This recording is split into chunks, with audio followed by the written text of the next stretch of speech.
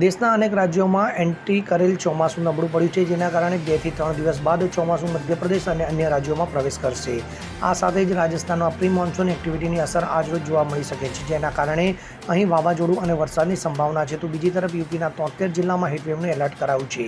ઉત્તર પ્રદેશ ઉપરાંત પંજાબ, હરિયાણા, દિલ્હી અને ચંદીગઢમાં 15 અને 18 જૂન દરમિયાન ગંભીર હીટવેવનું એલર્ટ જાહેર કરવામાં આવ્યું છે. તો મધ્યપ્રદેશ, હિમાચલ પ્રદેશ અને જમ્મુના કેટલાક ભાગોમાં 2 દિવસ સુધી હીટવેવની સ્થિતિ પણ આવી શકે છે.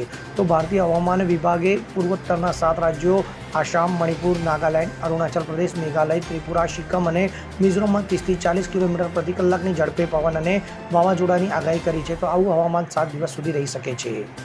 Bureau report, CN24 news.